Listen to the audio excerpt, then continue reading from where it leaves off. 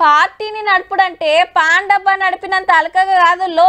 గెలిస్తే అందరు ఉంటారు, జరంత ఎటమటమైనా ఎటోలటు జారుకుంటారు. ఎన్నికలలో ఎన్ని సీట్లు గెలిచిండ్రు, అసెంబ్లీలో ఎందరు ఎమ్మెల్యేలు ఉన్నారనే దాన్ని బట్టే ఆ పార్టీ బలం ఏందో లెక్కేస్తారు. ఇవన్నీ ఏరే పార్టీల గురించి మాట్లాడుకునేటప్పుడు.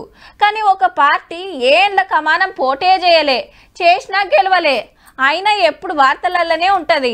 ఇంతకు అదే పార్టీ అంటే జనసేన పార్టీ ఉట్టి బరాబర్ 10 ఏళ్లు ఇయ్యాలటికి పోరాటాలు, ఉద్యమాలు, పొత్తులు, ఎత్తులు ఎన్నేసినా చిత్తడవుడు తప్పితే ఇంతవరకు అసెంబ్లీలో పార్లమెంట్ లోనో పాదం మోపే భాగ్యం రాలే పవన్ కళ్యాణ్ సార్ కు. ఈ తాపక్ టీడీపీ బీజేపీ తోటి అలైబలై తీసుకొని పక్క అసెంబ్లీకి పోవాలని డిసైడ్ అయ్యిండట. ఇంతకేడ పోటీ చేస్తుండంటే జనసేన పవన్ కళ్యాణ్ పిఠాపురం నుంచి పోటీ చేస్తున్నారు. ఏడికెళ్ళే ఎందుకంటే దీనికో లెక్క ఉందట. నా గురువు దత్తాత్రేయుల అవతారమైన శ్రీపాద శ్రీవల్లభుడు జన్మస్థలం అది, శక్తిపీఠం అది. అప్పట్లో 2 సీట్లకు పోటీ చేసిండు కదా సారు, ఈ కిత్తకు ఒకటేనట.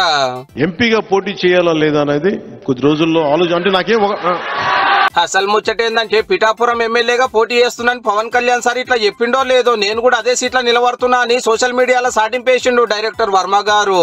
జనసేన అధ్యక్షుని మీద ఎప్పుడొకటి మాట్లాడి ఆర్జీవి ఇప్పుడు ఎలక్షన్ల ఫైటింగ్ కు తయారైండి అన్నట్టు. ఓడకా వేసినప్పుడు పోస్టులు పెట్టి అటెంక మర్చిపోయే వర్మ గారు నిజంగానే పోటీ చేస్తే మాత్రం పిఠాపురం ఎలక్షన్ సీఎం సీట్ కొట్లాడకంటే సూపర్ ఉంటది పో.